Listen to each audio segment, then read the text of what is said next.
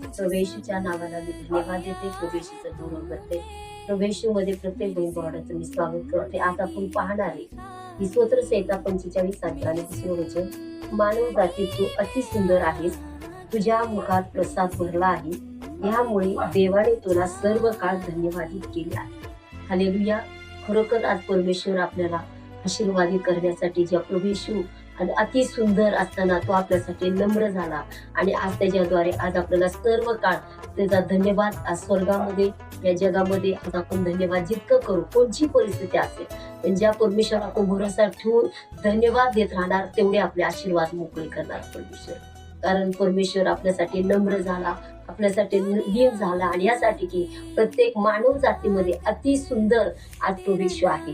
आणि म्हणून या ठिकाणी आपण पाहतो आणि त्याच्या मुखामध्ये प्रसाद, आशीर्वादाचे प्रसाद, जे काय तो शब्द बोलतो ते पूर्ण होतं. आज आपण जे वचन वाचतो ते वचन आशीर्वादित देव करतो प्रियानो. आज आपल्याला देवाने आशीर्वादित केलेले आणि परमेश्वर म्हणतो मी सर्व काळ धन्यवादित आहे.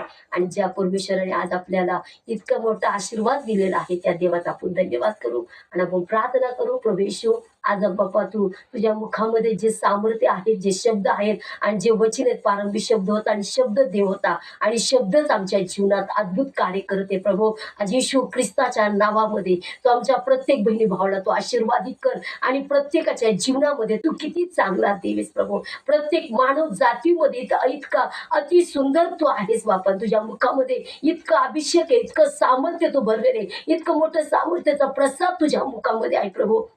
आणि म्हणून देवाने तुला सर्व काळासाठी धन्यवादित केलेलं आहे. होय प्रभू, हे वचन आमच्या प्रत्येकासाठी आमच्यासाठी आशीर्वादित कर आणि प्रत्येकाच्या आमच्या जीवनातून कार्य केलं. आज जे जे बाप्पा जे जे तुझ्या वचनात बाप्पा चालतील आज त्यांना तू आशीर्वादित केलेले प्रभू. ते कधीच लज्जित आणि फजित होणार नाहीस. त्याबद्दल मी तुला धन्यवाद देऊ. येशू ख्रिस्ताच्या नावात मागते म्हणून तू आई. आमेन.